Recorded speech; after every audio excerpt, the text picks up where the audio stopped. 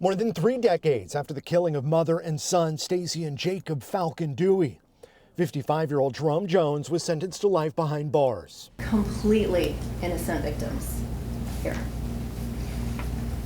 Stacy endured a violent sexual attack in the last moments of her life as her young son watched. And shooting a 3-year-old in the fashion that Mr. Jones did in this case is virtually incomprehensible. Investigators tied Jones to the scene through DNA evidence in 2002, though it would not be until 2022 that prosecutors charged him with 2 counts of aggravated murder.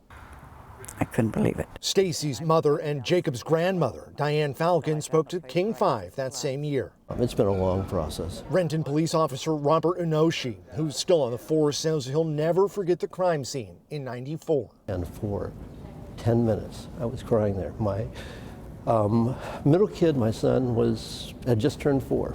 And so that made him about, a few months older than Jake was. And I think that connection was what really made this so impactful. Despite a jury finding Jones guilty of aggravated murder, he's maintained his innocence. In court, his attorneys argued no witnesses placed him at the scene, no motive was established. Jones himself addressed the court, saying he feels for the family, but he did not do the crime. We are hopeful and open to being helpful and pursuing answers to questions that may be withheld to them. From the bench, the judge says he has no leeway on sentencing, citing a Washington state statute. For Jones, that means life in prison without the possibility of parole.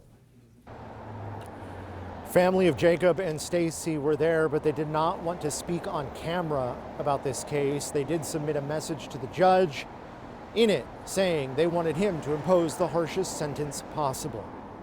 Back to you.